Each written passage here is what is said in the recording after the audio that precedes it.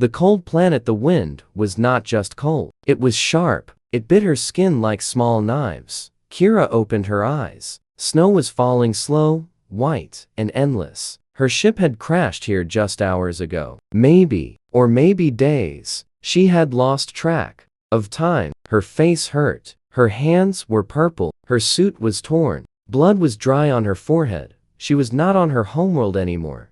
The emergency beacon blinked weakly red light, once every 10 seconds. It was her only hope, but no signal was going out. No help was coming. She stood up, her legs shaking. Pieces of her ship lay scattered in the snow, half buried, like the bones of an animal. The planet was quiet, except for the wind. No birds, no machines, no voices, just her, alone. Kira was a soldier once, a proud one. Her people believed they were stronger than humans, smarter too. They had ruled many systems, but that didn't matter now. Out here, in this frozen world, pride meant nothing. Survival was the only thing that mattered. She searched the wreckage for supplies. No heat packs, no food, a broken communicator, a knife with a cracked handle. She took it anyway. By the second night, she had built a small shelter using parts of the ship. It barely blocked the wind. Her suit had a heating unit, but it was dead now. She could no longer feel her toes. She needed fire, but there was no wood, no trees, no fuel, just clothes. So on the third night, Kira did something she never thought she'd do. She took off one sleeve of her jacket, then the other. She tore them and placed them in a small pile. She lit them using a spark from a power cell. It burned for 3 minutes. 3 minutes of warmth. 3 minutes of hope. She cried quietly, not from the pain, from the shame. A warrior reduced to this. On the fourth night, she had nothing left to burn. Her hands were blue. Her lips cracked. She curled up in the cold, wrapping her arms around herself. She didn't care anymore. She was ready to sleep, maybe forever. But then, something strange happened. She saw a light. Not fire, not red, yellow, warm, moving. Her eyes opened wide. At first, she thought it was a dream. But no, the light was real. It was coming from the cliff above, from behind a dark wall of stone and snow. Then she heard it. A door opening. It creaked like it hadn't been used in years. Then footsteps. Slow, heavy, careful. A shape appeared. A tall figure. 2 legs. 2 arms. A hood over the head. A human. He walked forward, stopped just 10 feet from her. His face was half covered, but she saw the eyes. Cold, tired, but alive. He didn't speak. He didn't ask questions. He just looked at her and tossed something at her feet, a blanket, and a metal cup with steam rising from it. Kira stared at it, then at him. Was it poison? A trap? But her hands moved before her mind did. She grabbed the cup, drank. It was hot, bitter, coffee, maybe. Human-style. It burned her throat. It also brought her back to life. The man turned and walked back toward the light, toward the door. He stopped once, looked back at her, and said just one thing. If you want to live, follow me. Then he vanished into the glowing doorway. Kira hesitated. Her people told stories about humans, that they were wild, dangerous, impossible to trust. But she also knew one thing. She would die if she stayed here. So she got up, slowly, painfully, and followed the footsteps in the snow. The door was still open.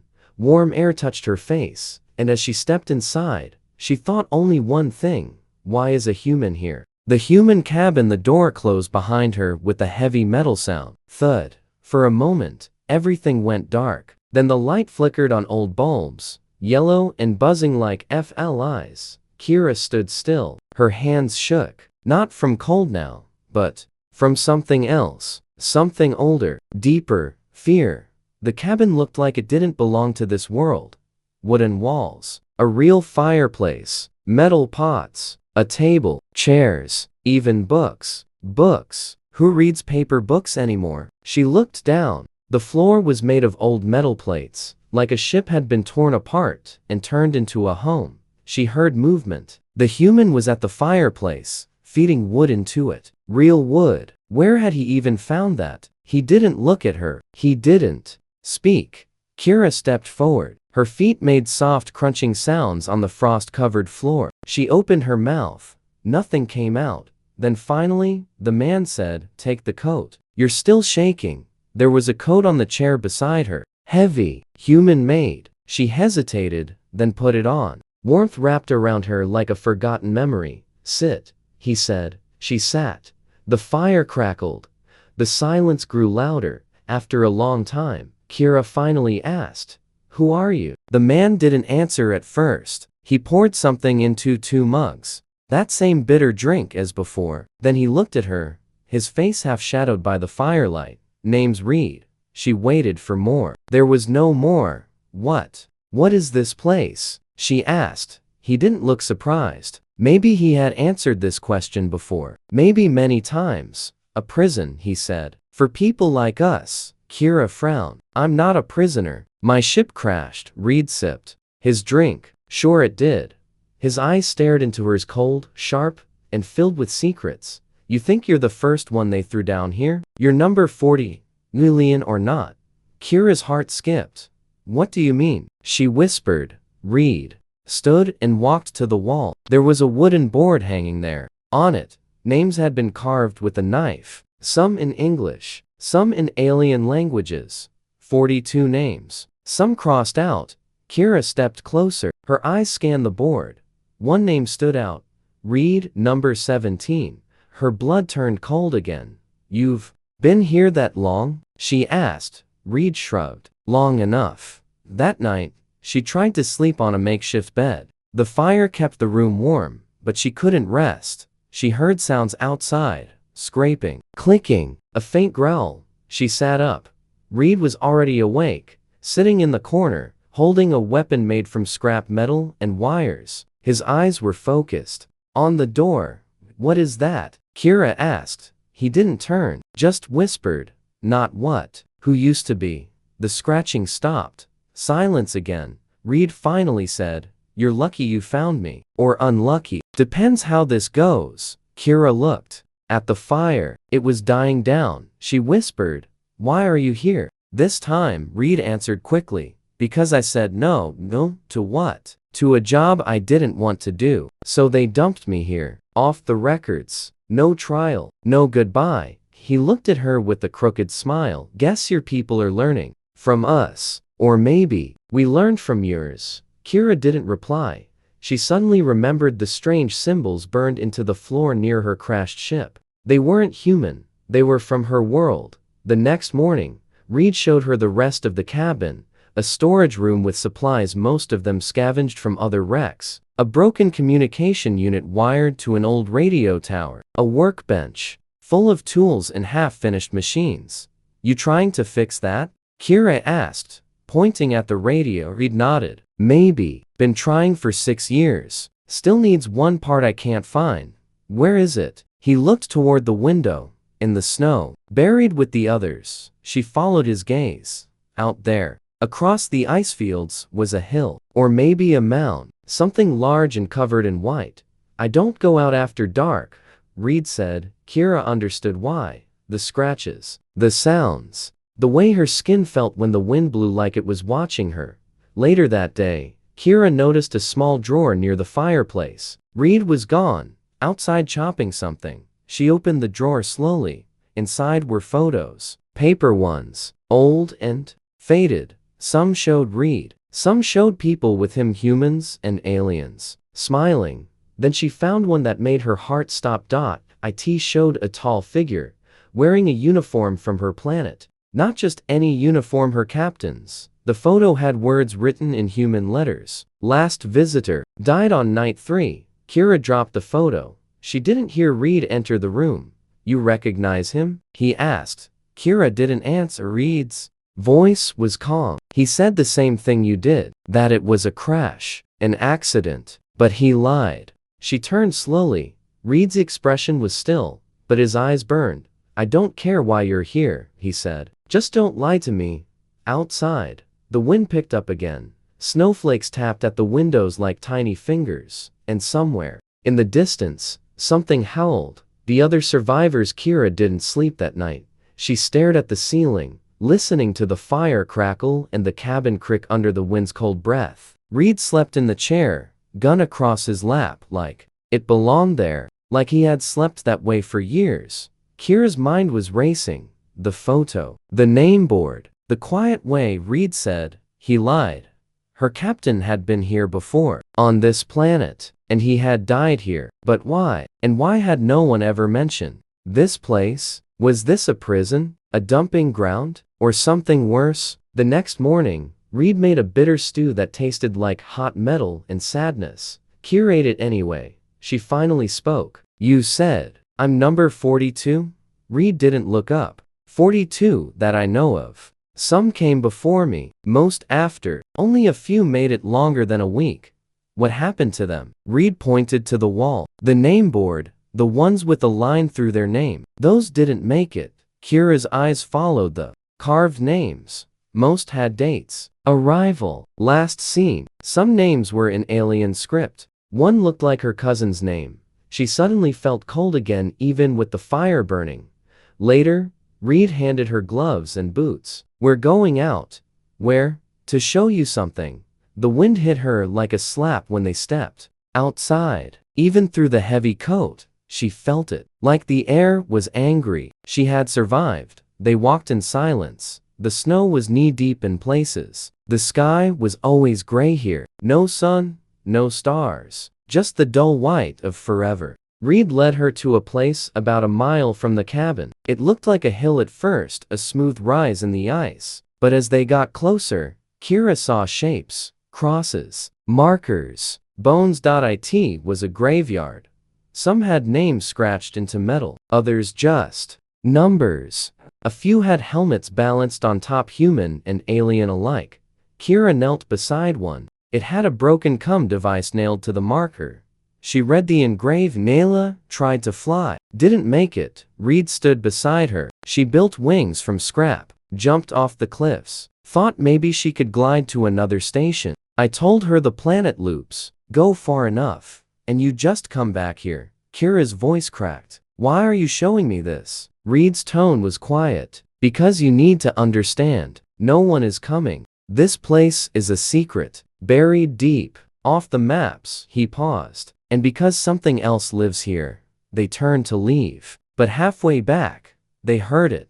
A howl at a wolf. Not human. Something wrong. Reed's steps got faster. Kira followed. Suddenly, he stopped. Don't move, he whispered. She froze. Ahead, near the rocks, a figure stood. Tall, thin, twisted. Its limbs were too long. Its head tilted sideways. Skin pale, almost blue. It didn't blink. Didn't breathe. Just stood there like a frozen nightmare. Reed whispered. That's not a person anymore. Kira stared. What is it? A shadow of someone who used to be. The creature made a soft clicking sound, then vanished behind a tree. Not walked. Vanished, like it blinked out of existence. Back inside the cabin, Kira wrapped herself in 2 blankets. Her hands wouldn't stop shaking. Reed poured them drinks. They come out more now, ever since your ship crashed. Kira looked up. You think they followed me? I think they were waiting. She felt a chill again, one that had nothing to do with the snow. That night, the scratching came again.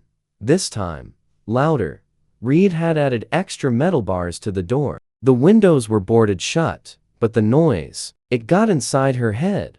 Tap, tap, scratch. A whisper followed, like someone saying her name, not with a voice, but inside her mind.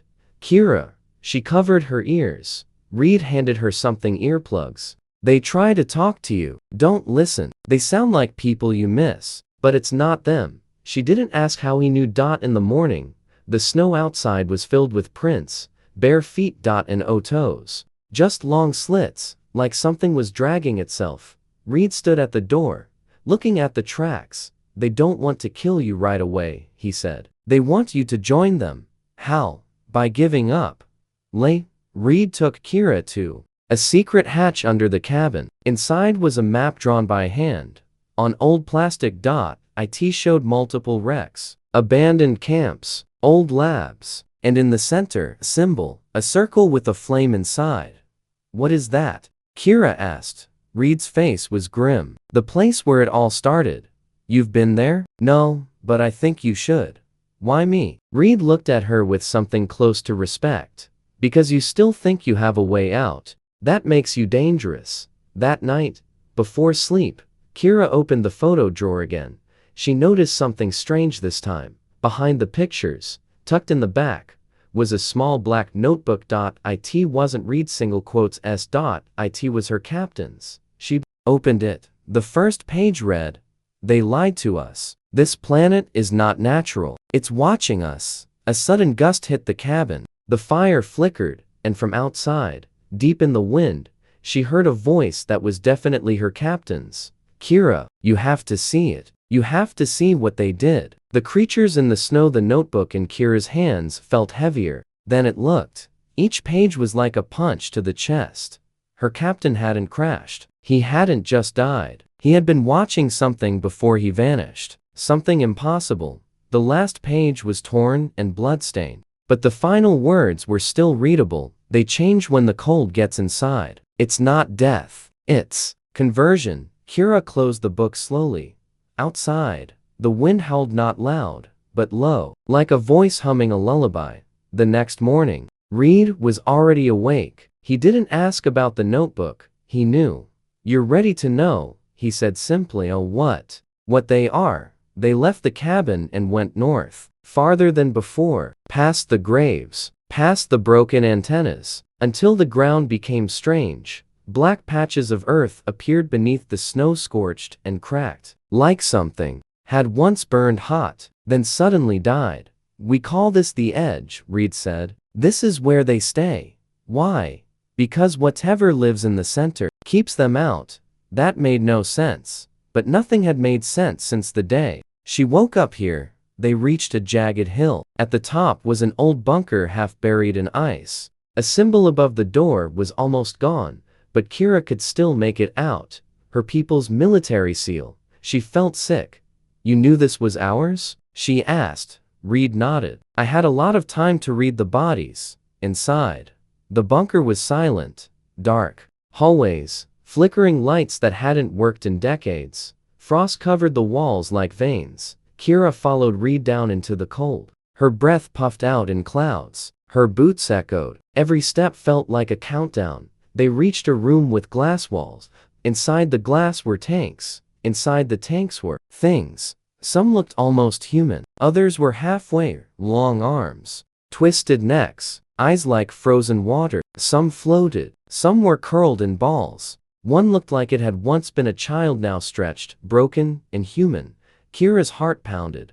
Reed stood beside her. They were trying to make soldiers, immune to pain, immune to cold. Didn't care if it was human or alien. Just wanted a body that wouldn't die. He pointed to a file cabinet. "There's more in there. Reports, notes, screams written in ink."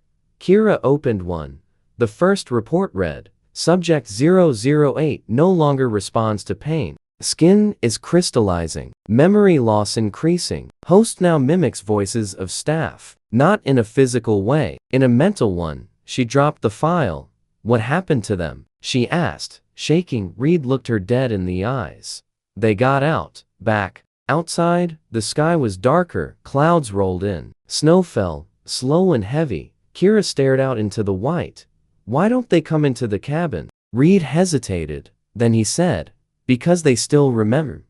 "Remember what?" "Being human, or something like it, and they're ashamed." That sent a chill deeper than any wind could. That night, the creatures came closer. Kira saw them through the window. Dozens. Standing still, not moving, not breathing, just watching, like statues carved from nightmare. She grabbed her knife. Useless. Reed handed her a weapon, something between a blaster and a crowbar. "They're fast, but they don't like light, or fire, or truth." "Truth?" she asked. "You'll see." At a.m., the scratching began. Not just at the door this time. From inside the walls. Kira froze. Reed ran to the side panel and ripped it open. Nothing. Just empty space. Then something moved. A hand. Thin, long fingers. Skin stretched tight like leather. It reached for Reed. He slammed the panel shut and jammed a metal bar through it. Kira backed away. How are they inside? They can crawl through cracks, through vents, through thoughts. If you're weak enough. She clutched the notebook. It had begun to hum in her hands. She opened it. New words were forming across the last page, written in her captain's handwriting, but he was dead. The flame is still alive. You have to reach it. It's the only thing they fear. At dawn, the creatures were gone again, left no tracks, just silence. Kira stood by the fire, eyes on the horizon. Reed came to her side. You saw the message, he said. You believe it now? Kira nodded. What is the flame? Reed looked out at the mountains. A machine. Maybe. Or something older. Something buried. Your people called it Project Ember. They thought it was a weapon. And you? He gave her a tired smile. I think it's hope. She looked back at the map. At the center of the planet, a black dot surrounded by endless white. They would have to cross the snowfields, face the creatures, walk into a storm of shadows. Kira took a breath. We go tomorrow. Reed nodded. Good. Because tonight, they'll come harder. They know we're going. Outside, one of the grave markers had been dug up, the name scratched out, and next to it, a new sign had been placed. Kira prepared to join us. The escape plan. The grave marker was no longer just a message. It was a warning. It was a promise. And it was personal. Kira stared at the sign. The wind picked up. It blew hard enough to knock frost off the graves. But she didn't move. Not until Reed gently touched her shoulder. They've chosen you, he said. That means they're scared. Scared of what? Of what you'll find at the center. Back inside, the fire roared. The door was now reinforced with 3 layers of scrap metal and a motion sensor Reed had salvaged from a broken drone. It beeped softly. Tracking movement. It hadn't stopped beeping for 4 hours. Kira laid the map out again. Their goal was clear. Reach the center. Reach the flame. Reach whatever Project Ember was before the creatures reached them. It's over 30 kilometers, she said. Reed nodded. 30 clicks through hell. No cover. No supplies. No backup. No choice. They spent the night preparing. Reed handed her a pack. Inside were 3 flares, a sealed heat core, a knife, and a small black box with a red button. What's this? She asked. He looked at her, voice flat. If I turn, you press it. Kira stared at the button. You think you'll change? Everyone does eventually. Except maybe you. They left before sunrise. No words. Just snow. Hours passed. The white landscape felt endless, like they were walking through time itself. The cold was not just physical now. It whispered. It pulled. It wanted inside, and the creatures followed. Always behind, never attacking, just watching. Reed muttered. They're waiting for the sun to disappear. Then they'll run. How do you know? Because that's what I would do. Around midday, they passed an old radio tower, collapsed like a dead giant. Kira found an old logbook in a metal case. She opened it. The first entry read, if you're reading this, turn back. We thought we could study them. We were wrong. They don't hate us. They want to be us. She dropped the book. It burned her hand. Not hot, cold, emotionally cold. The kind that seeps into your spine and makes your soul shiver. By nightfall, they made camp inside an old transport shell. It was quiet. Too quiet. Reed checked the perimeter. Kira sat beside the heat core, holding the flare tightly. Then, from outside, came a whisper. Please, help me. It was a girl's voice. Soft, innocent, afraid. Kira stood up slowly. The voice came again. Closer. I'm lost. I'm cold. I'm so cold. She opened the door just a crack. Nothing. Just snow. Then a shape darted past fast. Low to the ground. She screamed. Slammed the door shut. Reed ran in. What happened? It spoke to me, like a child. Reed cursed under his breath. They've started mimicking voices again. He looked at her seriously. From now on, if I say something you don't trust, assume it's not me. They didn't sleep that night. To 47 am. The walls of the transport shook. Reed fired 2 warning shots. Something howled high-pitched and angry. It retreated. But the message was clear. They were being herded, not hunted, directed. The next Morning, they reached the ridge. Below them was a massive crater. At the center of it, a black dome, half buried in ice. Glowing red lines pulsed across its surface like veins. Kira felt heat on her face for the first time in days. The flame, she whispered. Reed nodded. Project Ember. It was bigger than she'd imagined. Not just a lab, a structure, maybe a weapon, maybe something alive. Then she saw the bodies, frozen, standing upright like statues, facing the dome. Dozens of them, maybe hundreds. Some human, some alien, all silent, all watching. What are they doing? Kira whispered.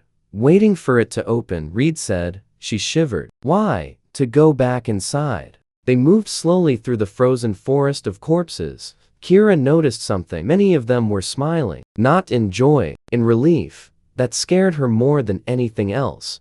They reached the dome's entrance, a broken circular hatch, twisted by force. Inside was dark, but the air was warm. Reed lit a flare. It cast dancing shadows on the walls covered in strange carvings. A mix of languages. Some were hers, some were human. One word kept repeating. Cleanse. They found a chamber with a central console. It pulsed softly, still alive. Reed stepped back. This is it. This is where they made the serum. What serum? To survive the cold. To make perfect soldiers. It worked. Too well. Kira looked around. The flame. It's in here? No, below. He pointed to a ladder down. Into the dark. She turned to him. You coming? He hesitated. I'll guard the door. Kira narrowed her eyes. You're afraid. Reed didn't deny it. I've seen what happens to people who go down there. Kira descended alone, each step colder than the last. Even though the air was warm, something twisted was down there. She reached the bottom. There, in the center of the room, was a floating core of light, fire, but not fire. It moved like liquid. It pulsed like a heartbeat. It whispered, Kira. She stepped forward. Images filled her head, her captain, falling to his knees. The first creature, screaming as it changed. A lab tech writing in blood. We broke the soul to save the body. And then, silence. The flame spoke again. Touch me, and be free. Back above, Reed saw movement outside. The creatures were gathering. Dozens. No hundreds. They weren't hiding anymore. They were marching toward the dome, toward Kira. In the chamber below, Kira stood before the flame. It called to her, begged, pleaded. She reached out a hand, then pulled it back. No, she said. I'm not yours. The flame roared. It flickered wildly, like it was angry, like it was afraid. The floor cracked. The bodies outside screamed in unison. Reed grabbed the detonator, but before he could press it, the flame sent one final message into Kira's mind. You are the key, not to escape, to reset everything. She turned, and from the shadows behind her, something stepped forward. Not Reed, not a creature, her captain, smiling, eyes empty, the truth buried in ice. The figure stepped out of the shadows.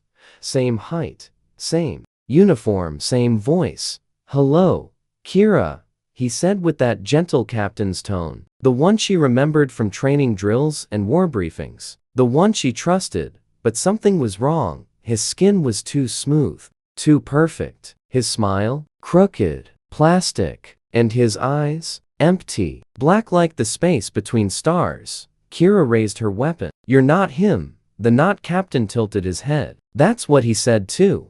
Kira's breath caught. Who? Reed. Above. In the dome's entrance, Reed stared at the incoming swarm. They were almost here. Dozens of creatures crawling, walking, twitching across the snow. He locked the last barrier and whispered, Come on, Kira. Whatever you're doing, do it faster. Back in the chamber, the flame pulsed brighter. The walls shook. Kira pointed her weapon at the imposter. You're not my captain. What are you? He grinned. We're the result of everything you built. The perfection your people wanted. The next step. You're a mistake. No, he said, stepping closer. We're the truth you buried. She fired. The blast hit his chest. He staggered. Laughed. He didn't bleed. Instead, his skin cracked. Like glass. Underneath, light. blue, shimmering, alive, like the flame. Kira backed up. You're part of it, he nodded slowly. We all are. He stretched out his hand. Come, join the network. Become what you were meant to be. Kira shook her head. You think I came here to join you? No, he said. You came here to replace me. That's why it chose you. The flame behind him pulsed like it agreed. Suddenly, alarms rang out through the dome. Motion sensors blared. Lights flashed. From the top levels, Reed's voice came through the come. Kira, they're inside. She turned back to the flame. It flickered wildly, now angry, hungry, or maybe desperate. The chamber wall started folding away, revealing old datapods, memories, logs. She ran to them. One was labeled, Trial 001 Human Subject, Reed. She tapped the console. Video log. A much younger Reed screaming, strapped to a table. Doctors injected something into his spine. The next log. Reed's body convulsing, his eyes glowing blue. Then, darkness. Her hand shook. Another log. Trial 037 Alien Subject, K. Vareen. Her captain. He screamed her name as they took him. Kira, they're turning us into batteries. Then static. She understood now. They weren't just building soldiers. They were building a hive. The flame wasn't fire. It was memory. A living intelligence, grown from pain. Each person they turned became part of it. Thoughts, bodies, even their voices. It explained the whispers, the dreams, the fake faces. The whole planet was one mind, and it had chosen her to lead it. Suddenly, the not captain charged. Kira ducked, slashed with her knife. The blade hit something soft. Then the illusion broke. He collapsed, body twitching, glowing from the inside. He whispered one last thing. You can't kill me. I live in you now. Then he melted into dust, into light, into nothing. Above, Reed was surrounded. He held the detonator in one hand, a flare in the other. The creatures paused. They recognized him. He shouted down the ladder, Kira, now or never. Kira stood before the flame. It burned bright. Then it spoke. If you leave now, they will all die. But if you stay, you become us. She stared at it. I'm not becoming anything. She reached into her coat, pulled out the heat core, threw it into the flame. Boom. The room exploded in light. Screams tore through the walls, not physical ones, mental. The flame began to crack. You fool, it shouted inside her mind. You are me. Kira yelled back. Then burn with me. Above, the creatures collapsed. One by one. Some screamed. Others just fell. Reed staggered forward. He looked down the ladder. Kira. Silence. Smoke. Then a hand. She climbed up slowly, coughing, limping. Did it work? She asked, eyes burning. Reed nodded. They're gone. She fell against him. Then let's leave. They walked out into the snow. The flame was gone. The dome had collapsed, leaving only black and ice. But in the distance, the sky broke open. For the first time in years, sunlight hit the surface. It was warm, but far behind them, deep beneath the ice, something still pulsed. A final log blinked on. Subject 043. Kira. Status. Incomplete assimilation. She walked out alone. The snow was different now. It wasn't falling in angry waves. It wasn't cutting the skin like glass. It was gentle. As if the planet itself had exhaled. Kira limped across the frozen plains, one arm wrapped around her ribs. Burns covered her side. Her coat was ripped, soaked in soot and blood, but she was alive, and behind her, the ruins of the flame still smoked. Project Ember was dead. At least, that's what she hoped. Reed walked beside her, slower now, pale. The light in his eyes flickered sometimes. A warning. Still with me? She asked, breathing hard.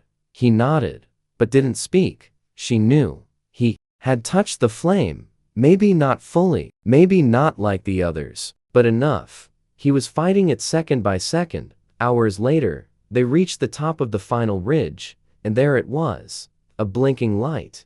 A dropship, half buried in snow. Engine humming faintly. It had landed during the final blast, probably sent by accident, or fate, or something stranger. Kira's knees buckled. Home, she whispered, as they approached. The door opened with a hiss. Warm air, clean air. A single drone floated out. Scan them. Kira, status, recovered. Authorization confirmed. The drone turned to read. Unknown pattern, error, recommend containment. Kira stepped between them. He comes with me. The drone hesitated. He is unstable, I know, she said. So am I inside the ship. She collapsed in the seat. Reed sat beside her. Silent. As the ship lifted, Kira looked out the window. The crater below glowed faintly, a red spark deep in the ice. She clenched her jaw. Stay buried this time, she whispered. A week later, the station orbited high above an Earth-like moon. Clean walls, white lights, humans and aliens walking side by side. Kira sat in a glass room. Two figures watched her from the other side of the panel, one human, one alien. Both wore medals. She recognized neither. They pressed the speaker. Your report was incomplete. I left the important parts out, she replied. Such as? She looked directly at them. The part where we created that nightmare, and the part where you funded it. The human official flinched. The alien smiled coldly. There's no proof. Kira leaned in, voice steady. You sent me there to die, but I didn't. He didn't. And now, we know what's under the ice. They didn't reply. She stood. If you go back, it'll wake up again, and next time, it won't want to share. That night, Reed sat in isolation. His body healed faster than it should. The blue light in his eyes glowed a little brighter. He whispered to himself, but it wasn't his voice anymore. Flame, still alive, still watching. 1 week later, a small crew landed on the frozen planet. Scientists, quiet, armed, they entered the ruins of the dome. Nothing moved, until one of them touched a piece of the cracked core. The ice began to glow. A voice whispered, "Welcome home." 2 months later, Kira stood before a crowd, human and alien alike. She wore a black uniform, now no medals, no rank, just one symbol on her chest, a circle with a single line through it. She spoke simply, I walked out of hell because one man refused to become a monster, because one fire still remembered what it meant to be warm, and because we forgot what happened the last time we tried to play gods. The room was silent. She ended with just 2 words, never again. Later that night, she sat alone in her quarters, lights off. Only the stars outside kept her company. Then her communicator blinked. Private message, unknown source. She opened it. A video played. The flame, still alive, its pulse slow, patient. Then a voice, familiar, reads, you stopped it once, but you left the door open, and it learned your name. Kira stood slowly, her face calm, but her eyes burned. Then I'll burn it again. Kira, walking down a dark corridor alone, weapons on her back, mission unknown. The last words echo. She walked out alone. But next time, she's not coming to run. She's coming to finish it.